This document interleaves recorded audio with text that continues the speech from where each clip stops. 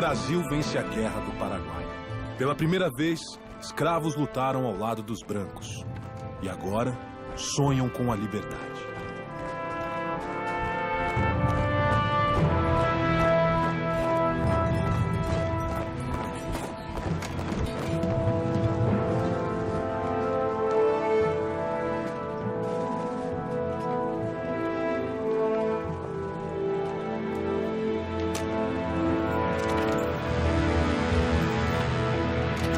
O que tá pegando minha raspa? Põe o grilhão nele!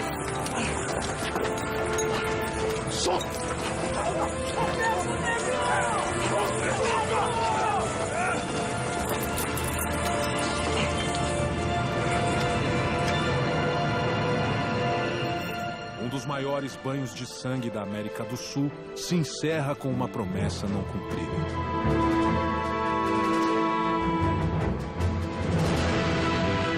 Nesse cenário turbulento, o movimento abolicionista ganha força, mas os latifundiários se recusam a contratar os negros libertos.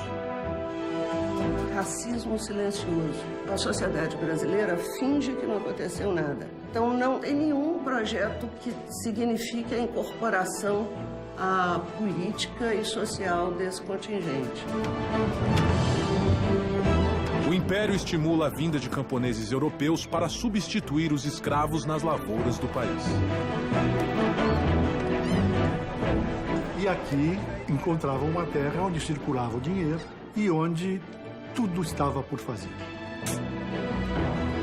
Uma nova era se aproxima de um Brasil moderno e urbanizado.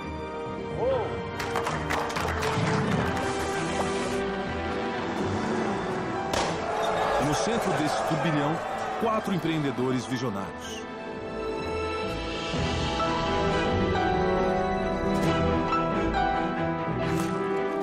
O primeiro deles, um imigrante italiano que perde tudo ao chegar ao Brasil, Francesco Matarazzo.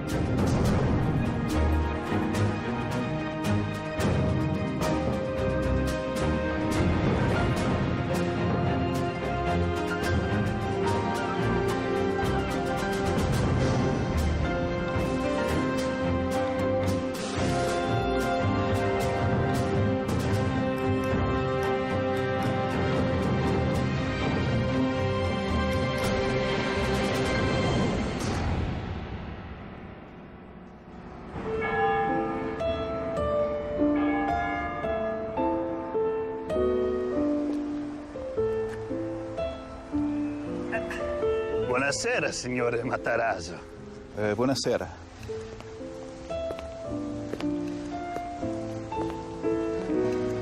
Gliel'ho già detto, mio padre non c'è. Ma i miei articoli, dove li lai? Non lo so, gli affari non mi riguardano. Ecco, ci sta. Buonasera, Beppe. Ah, signor Matarazzo. Grazie, Francesco. Lasci stare. Ci penso io qua. Va bene, papà. Hai portato tutto che ti ho chiesto, Beppe? Sì, sì. Ecco. Grazie, Beppe. Passa domani per prendere i soldi. Bene, bene. A domani. A domani, Beppe. Ciao.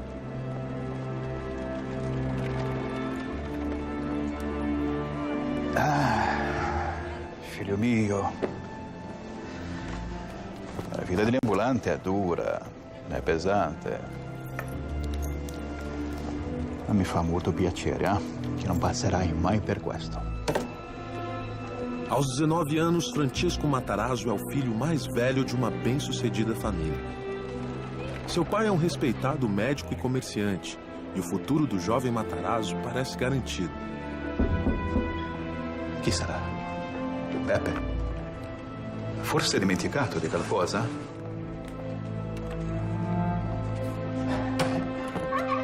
Prego. Signor Matarazzo? Sì, ci sono io. E lei? Chi è? Isto è per disonorare la mia moglie. Papà! Papà!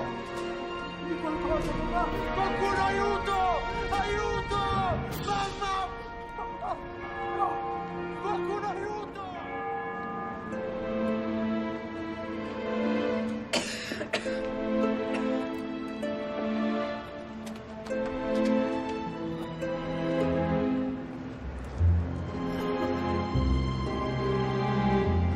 Con permesso, sono venuto a parlare con il signor Matarazzo.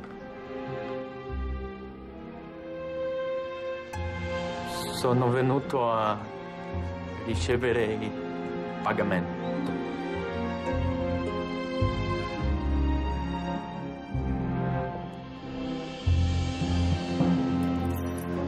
Questo adesso è tuo, Francesco. Sei il capo della famiglia.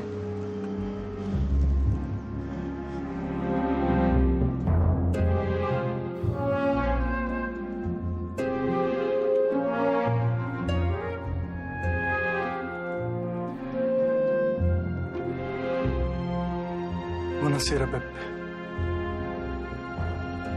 Quant'è che mio padre ti doveva?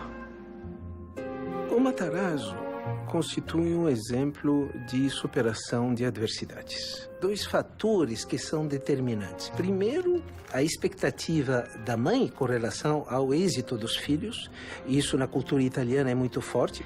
Mas, do outro lado, quando a pessoa, e isso é característica do Matarazzo, quando a pessoa tem que superar dificuldades cedo na vida, vai desenvolver essa habilidade.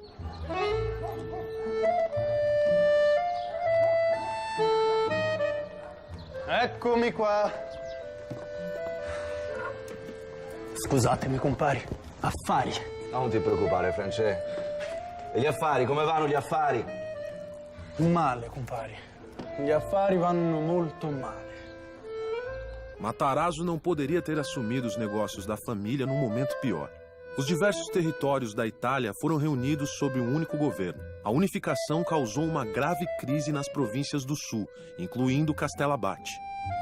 Se la situazione non migliora, compari, i miei affari si rovinano. E il nome Matarazzo va a finire nel fango.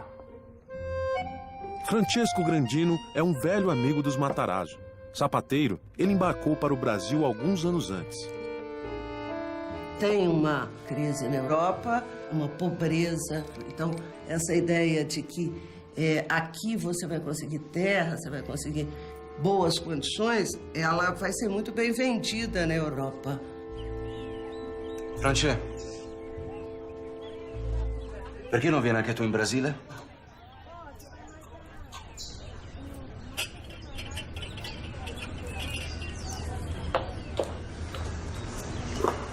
Io ci ho pensato, compari, ma non ho i soldi per portare tutta la famiglia.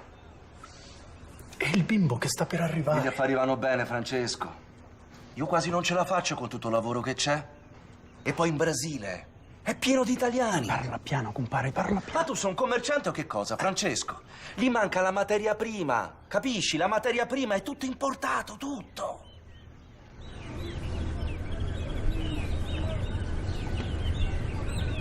Strutto? Cosa? Perfino lo strutto è importato, compari.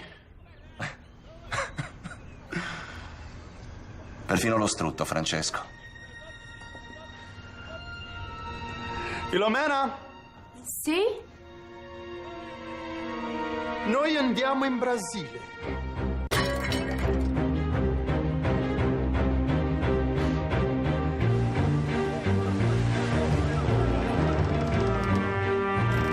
Pode descer!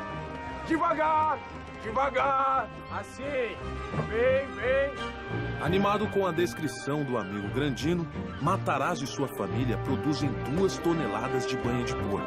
Ele investe tudo que tem naquela preciosa carne. É a sua grande aposta para reerguer o nome da família na sua nova casa, o Brasil. Devagar! Vem, vem! Não, não, não, não, não, não! Volta! Volta!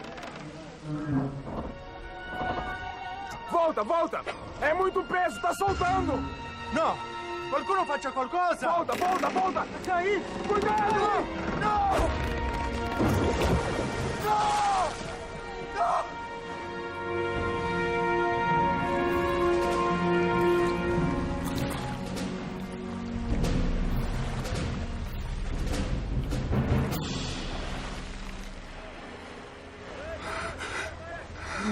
No!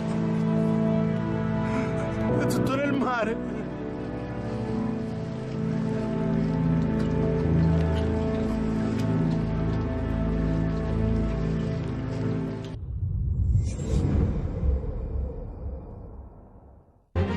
Fugindo da crise econômica que assola a Itália, Francesco Matarazzo aposta tudo o que tem num carregamento de 2 toneladas de banha de porco e imigra para o Brasil. Mas, ao chegar no porto do Rio de Janeiro, uma inesperada tragédia acaba com seus planos.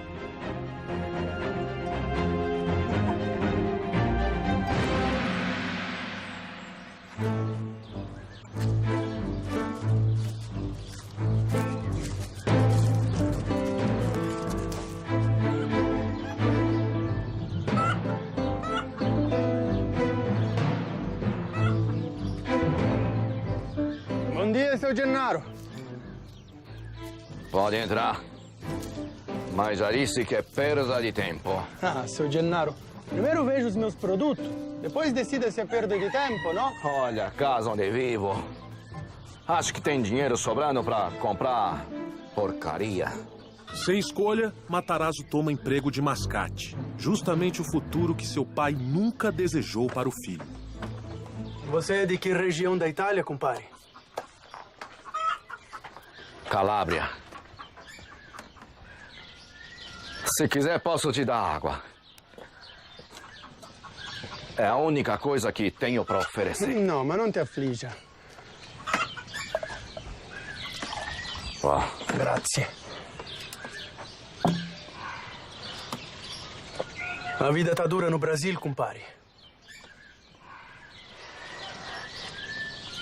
Mas não vamos perder tempo com isso, não, que eu tenho muitas coisas para te mostrar. Veja, produto de primeira. É minha moglie che fa. No. No? Então, um pouco de peperoncino, pimenta.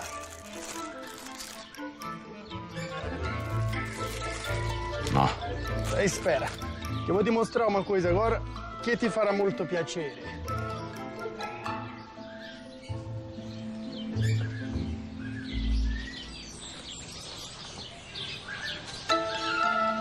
O Matarazzo é uma pessoa altamente sedutora, absolutamente conectada. Ele conhecia não através de intermediários. Ele vivia no dia a dia a realidade do seu consumidor e potencial consumidor.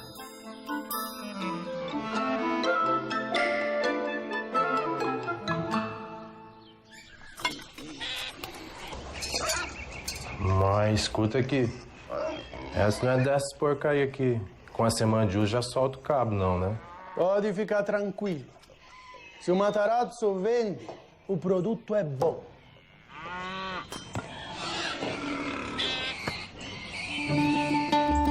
Compare, o que são essas latas que você tem aqui? É umas latas velhas de munição, a guerra do Paraguai.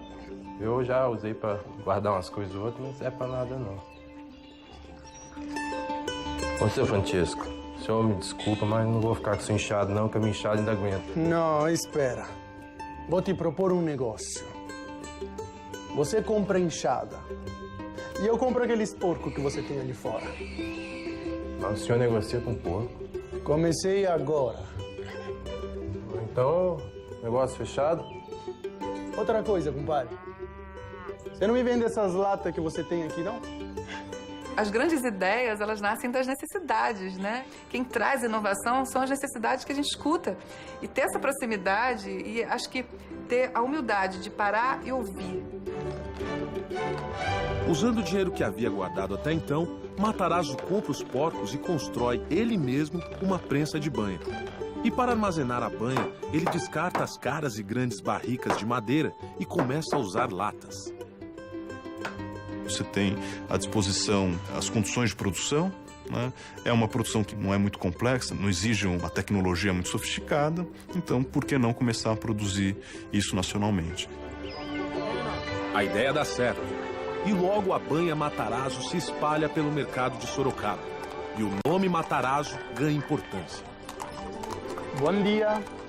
Bom dia. A senhora sabia que essa banha aí sou eu que fabrico? Ah, é mesmo? Banha a brasileira. Sim, muito buena. Mas toda boa ideia logo encontra imitadores. Matarazzo já chegou longe demais para deixar que um concorrente fique em seu caminho. Não, e não, nem adianta insistir, vai, tá vendo mesmo. Mas, compadre, eu já te ofereci o dobro do que vale esses porcos. Não. Não? Não, não vendo meus porcos pra você. E posso saber por quê, compadre? Você já comprou os porcos de todos os sítios da região? Pensa que eu sou besta, é? Eu vou vender pra quem pagar mais. Matarazzo decide comprar todos os porcos de Sorocaba para controlar a oferta e os preços da matéria-prima. Mas você não acha que uns porcos bonitos desse devia ficar com o Matarazzo? Já disse, paisano, não vendo. Entendo. Mas você já ouviu o que dizem por aí, não ouviu, compadre? Quem fere Matarazzo morre. É o que dizem.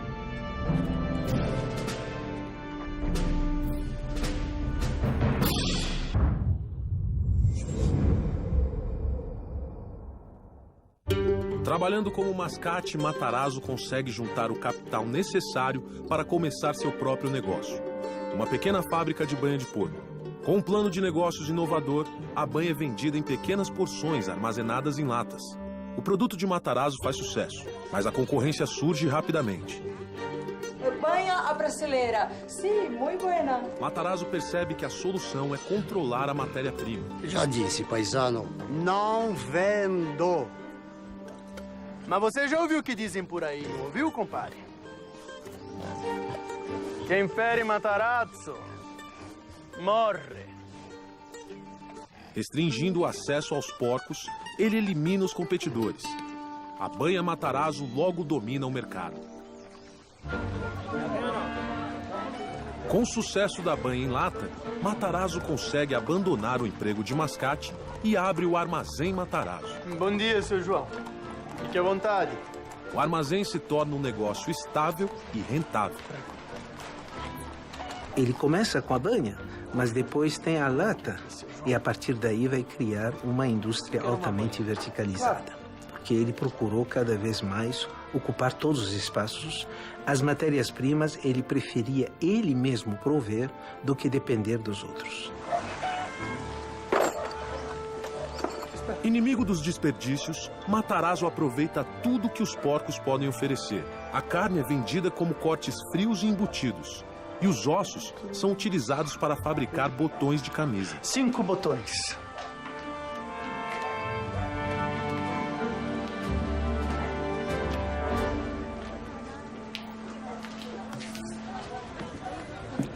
Grazie, signore. Mas Matarazzo ainda está apenas começando.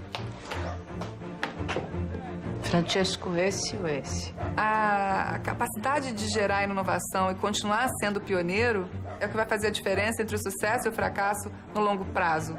O que a gente criou no começo foi o pontapé inicial, mas a inovação não pode parar por aí. Os negócios vão bem. Matarazzo traz 2 irmãos da Itália, cria a Matarazzo e Irmãos e abre 2 novas fábricas de banha. No mesmo ano, a princesa Isabel assina a abolição da escravatura. Numa economia escravista, quem é que consome? A elite, o grande cafeicultor, o grande senhor de engenho. O que acontece quando introduz o trabalho assalariado dentro dessa produção de café? Esse trabalhador que vem como imigrante recebe um recurso para ser gasto dentro do mercado interno. Então, a ideia é que começa a se criar um mercado interno dentro do Brasil. Em 1889, é proclamada a República, o que muda o cenário político do Brasil. Francesco Matarazzo se prepara para a nova era, e ele não é o único. Essa concessão foi uma maravilha. Nós conseguimos. No Rio de Janeiro, o influente empresário Eduardo Palacin Guini consegue a concessão para construir e explorar o Porto de Santos. As obras se iniciam imediatamente. Quando o café começa a ser cultivado numa escala muito maior, São Paulo está estrategicamente colocada entre a região produtora e o porto, que passa a ser o Porto de Santos. Isso propicia dinheiro. Dinheiro traz crescimento. Em 1890, quando é feito o segundo censo nacional, São Paulo dobra de população. O Matarazzo percebia as demandas de prover produtos do mercado local para o consumidor local. A Matarazzo Irmãos abre um empório na rua 25 de março. O custo é alto. Matarazzo investe todo o seu capital. Afinal, o país está mudando. E esse mercado em expansão é o campo perfeito para um hábil comerciante fazer fortuna. Justo. Belíssimo.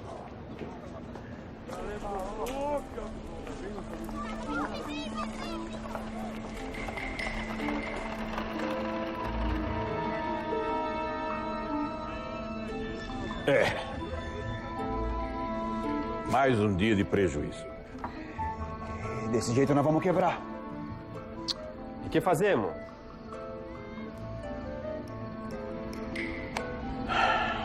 O encilhamento foi o resultado de uma política econômica estabelecida logo no início da República, que buscava o estímulo ao desenvolvimento industrial, mas que acabou gerando, por conta de uma grande emissão de moeda, um processo inflacionário e especulativo. Precisa pôr um pouco mais de farinha no saco, vocês também não entendem, meu Deus do céu, tem que fazer tudo eu. E que com isso gerou uma quebra muito grande de negócios em torno de 1891. Tô parado. Excuse.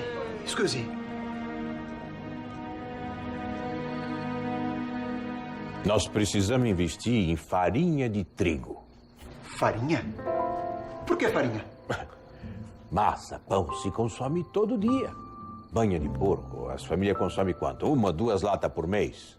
Farinha de trigo é todo dia. Podemos negociar com os importadores? Não. Nós podemos comprar direto dos Estados Unidos. Mas como, Francisco? Nós não temos dinheiro para esse tipo de operação. Nós podemos arranjar, ué. É só a gente vender nossas fábricas de banha. O que? Sei, Patson. As fábricas são a única coisa que dão lucro. As fábricas de banha trouxeram a gente até aqui. Agora é hora de mudar. As fábricas de banha não vão fazer as nossas empresas crescer. Farinha de trigo vai. Se você vender as fábricas, eu tô fora da nossa sociedade. E eu também. Maluco.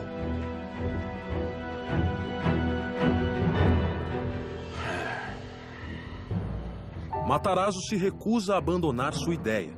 Mas, para manter a sociedade com os irmãos, ele busca outros meios de financiar o plano. Matarazzo pede reunião com Giovanni Bricola, um dos maiores importadores do país e dono de um banco.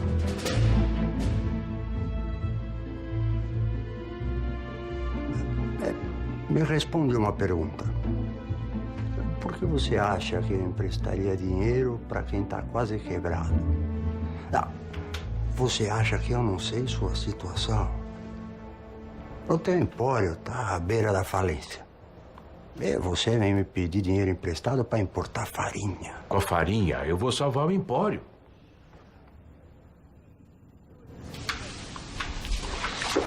Você não devia ter vindo para São Paulo. Escuta meu conselho, que é de graça. Volta para Sorocaba, cuida lá das tuas fabriquetas de banha. Tá bom demais para um caipira do sul.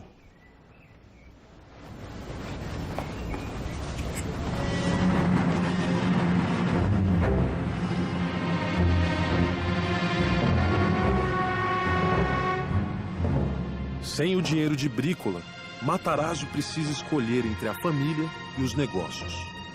Ele está numa encruzilhada.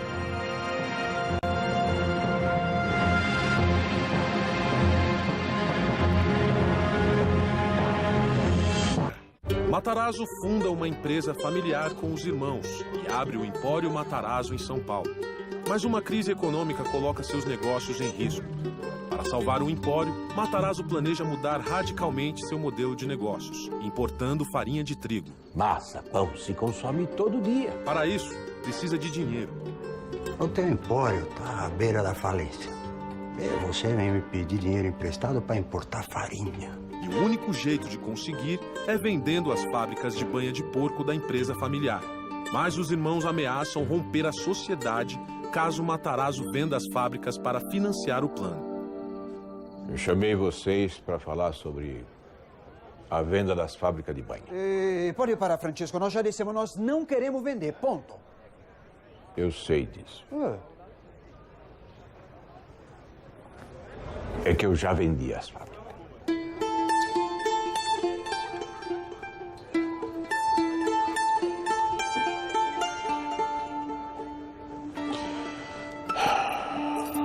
Luigi e Giuseppe recebem uma parte dos lucros da venda, mas cumprem a promessa e rompem a sociedade.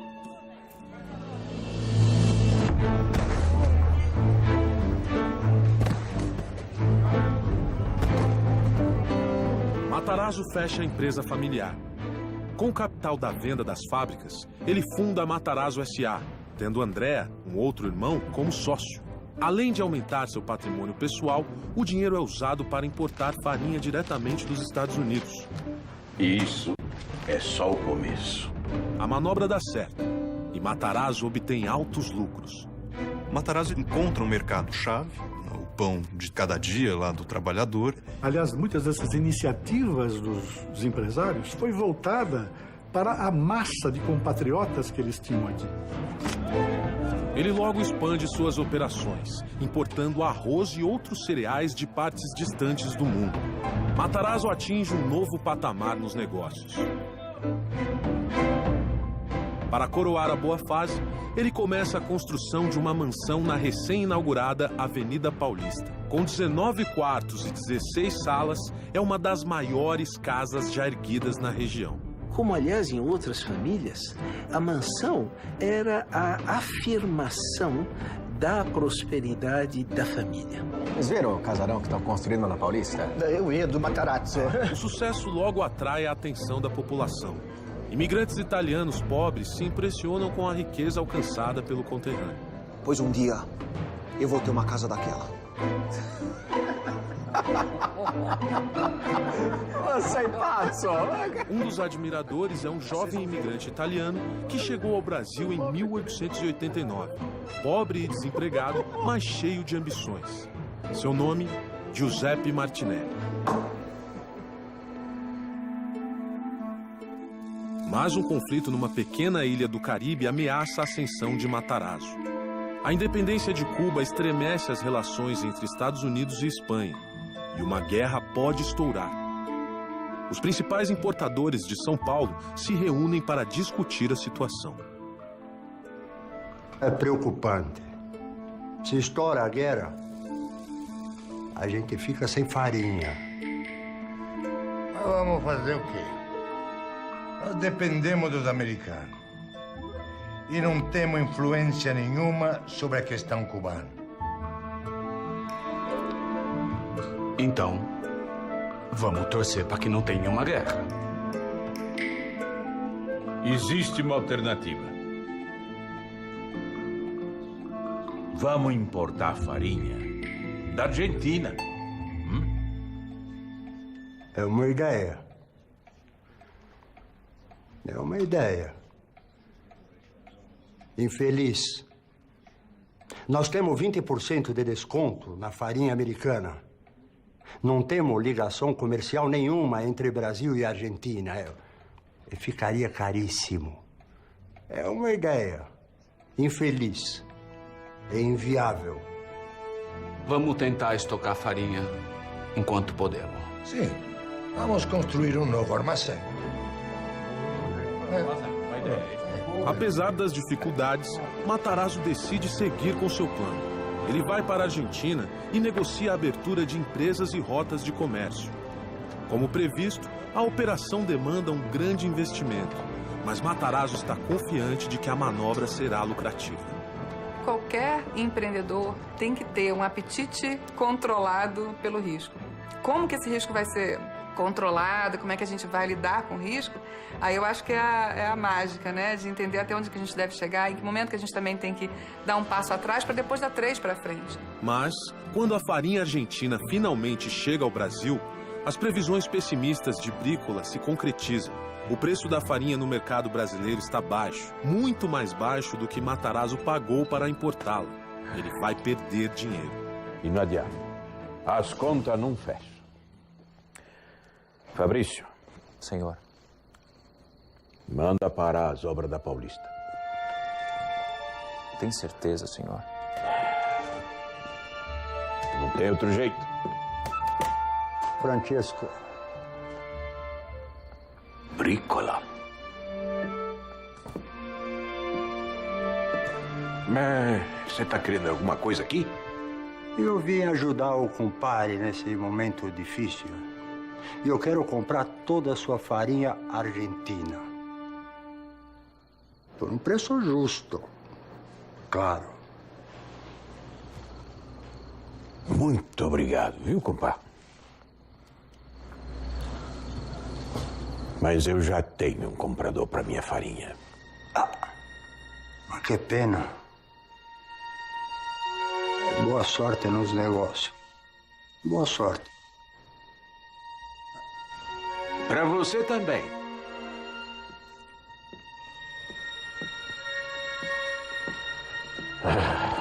Fabrício. Senhor. E aquela farinha ainda não chegou em São Paulo?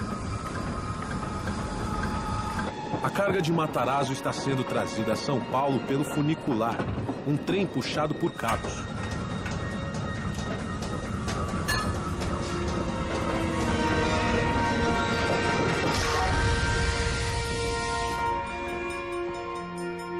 Seu Matarazzo. O que foi, Alberto? Fala logo, O trem parou. O quê? A máquina que puxa o funicular quebrou. Toda a farinha está presa no meio do caminho. Assim nós não vamos ter nem como vender a farinha.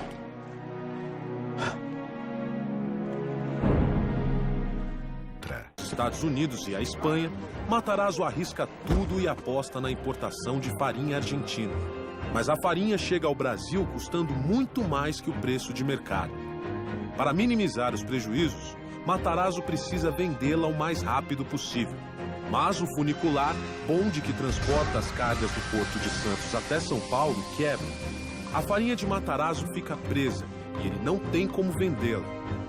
A aposta na farinha argentina ameaça seus negócios.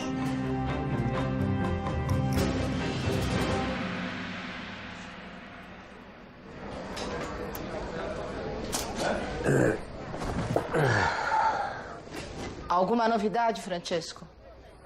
Nenhuma. Aquela farinha vai ficar parada naquele trem pelo menos mais uma semana.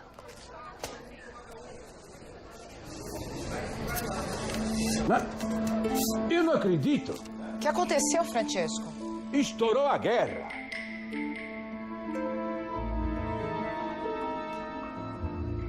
Mas eu tô salvo. Viene. No início da guerra, as linhas de comércio entre Estados Unidos e Brasil são interrompidas. A falta de farinha no mercado faz o preço disparar. Quando o negócio tá bom, todo mundo tá animado. A grande diferença de todos os empreendedores que têm sucesso é que na hora que a coisa aperta, que ele aparece. Eu posso pedir pro... Com a escassez de produtos americanos, Brícola só tem uma pessoa a quem recorrer para conseguir farinha: Matarazzo, o único a ter linhas de comércio estabelecidas com a Argentina. Matarazzo vende a farinha para Brícola. Mas a um preço justo, claro. E a sorte é fundamental para tudo na vida, né? Alguns dizem que não é bem sorte, que tem um pouco de bom senso, tem um pouco de esperteza, tem um pouco de estar na hora certa por algum feeling, alguma coisa mais que a sorte, mas vamos chamar tudo isso de sorte. As obras da mansão da Paulista são retomadas e concluídas. A fortuna de Matarazzo nunca foi maior. Martinelli acompanha de perto a ascensão de Matarazzo. Ele vai fazer de tudo para superar seu conterrâneo.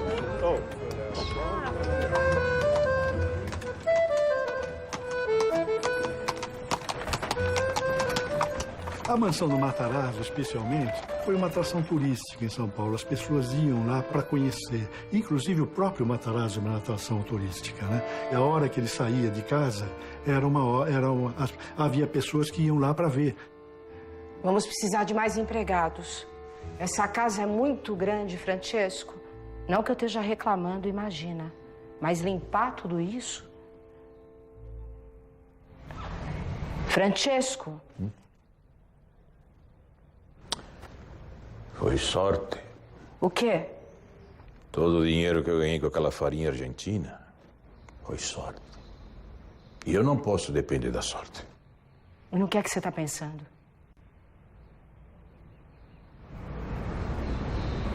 No próximo passo. Buonasera. Buonasera. Conosce minha mulher? Matarazzo convida gerentes do banco inglês para um jantar em sua mansão. Tem certeza disso, Francesco? Meus amigos, essa noite nós vamos comer algo muito especial. É o prato que a maior parte dos italianos come aqui no Brasil diariamente. Bom apetito.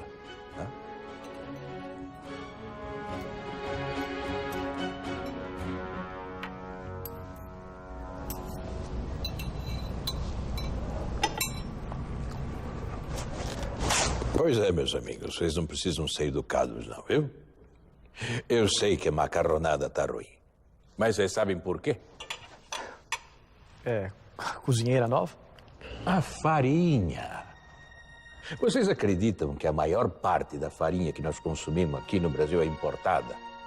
E quando ela chega da travessia, chega assim, azeda, quase estragada. Eu achava que você mesmo importava. Eu importo. Mas eu não quero importar mais. Agora eu quero produzir farinha aqui no Brasil. Eu quero construir um moinho. Matarazzo apresenta aos ingleses o seu projeto. Um moinho gigantesco, com alta tecnologia e máquinas importadas da Inglaterra. Não existe nada comparável no Brasil. O plano é construí-lo próximo a uma estação de trem, para facilitar o escoamento da produção. E a farinha será vendida em sacas, não mais em barricas, tornando o produto mais acessível, exatamente como Matarazzo fez com a banha em lata. É o projeto mais ambicioso de Matarazzo até então. E para que tudo isso se torne realidade, só precisa de uma coisa. Um empréstimo do banco inglês. Mas o que é que foi? Algum problema? Não gostaram da ideia? Não é nada disso, Francesco. O projeto é bom, Francesco. Mas é muito caro. Caro e arriscado. O que é que está acontecendo? Há quanto tempo que nós fazemos negócio? Alguma vez eu deixei de honrar minhas dívidas? Matarazzo vale o que assina, é? Não leve a mal. Nós sabemos que você é um dos comerciantes mais confiáveis desse país. Mas é um projeto que não é para um comerciante. É para o industrial. E são coisas muito diferentes. Um projeto caro como esse, se der errado, pode comprometer até o banco. E você iria à falência. E pelo bem das duas instituições, Francesco, nós vamos ter que negar esse empréstimo.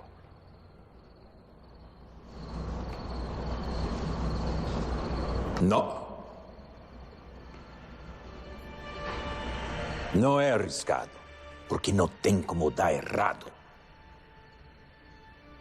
Eu sei que eu sou um caipira lá do sul da Itália, não é? Um mascate, um comerciante, como você disse. Mas uma coisa eu aprendi na vida. Uma coisa só tem valor se tem alguém para comprar. E eu conheço muito bem o meu mercado. Eu conheço os italianos. Quando eu cheguei aqui no Brasil, eu perdi tudo que eu tinha. E fiz uma fortuna vendendo para eles.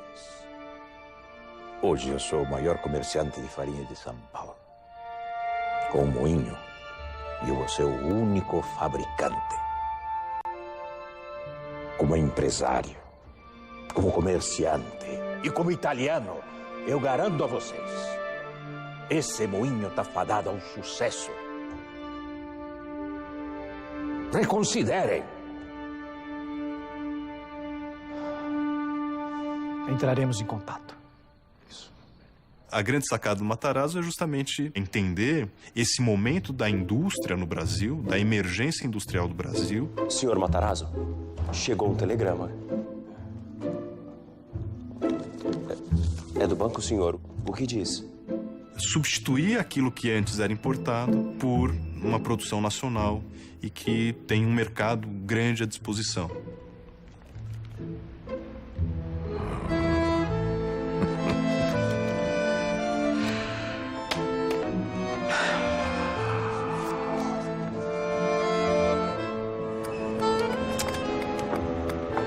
O banco inglês aceita fazer o empréstimo.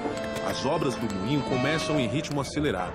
A construção do moinho Matarazzo termina em 10 meses, tempo recorde. Logo está funcionando a todo vapor, produzindo 110 toneladas de farinha por dia. Dentro da estrutura do moinho, o Matarazzo percebe que precisaria produzir tudo aquilo que, de certa forma, atenderia o seu próprio produto. Então você vai precisar de sacos para ensacar a sua produção. Então é preciso construir uma pequena tecelagem de juta, que depois vai daí derivar uma malharia para produção têxtil. É preciso ter uma pequena metalurgia, por conta de ferramentas que vão ser usadas dentro da produção industrial. O moinho é apenas o começo. As fábricas de Matarazzo proliferam-se. Tecelagem, cosméticos, produtos de limpeza, uma infinidade de artigos com o nome Matarazzo. Ele fica conhecido como fabricante de fábricas. Quando nós olhamos a história dos pioneiros e o caso também do Matarazzo, ao longo da vida nós vamos ver que a riqueza para eles é um meio, não é um fim. Enquanto que para aqueles que procuram a riqueza como fim, raramente eles se tornam pioneiros. Os pioneiros são aqueles que fazem da riqueza um meio de viabilizar o sonho. Criando produtos que os imigrantes e as classes mais pobres podiam comprar, Matarazzo fortalece a nascente classe média do país. Cria um império. E o símbolo dessa transformação é o moinho Matarazzo, um dos primeiros passos da indústria brasileira. Mas esse é apenas o começo.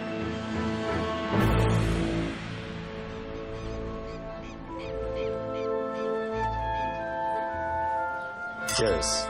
Há um trabalho bem feito. Um ambicioso norte-americano começa a se interessar pelo Brasil. Seu nome? Percival Farquhar.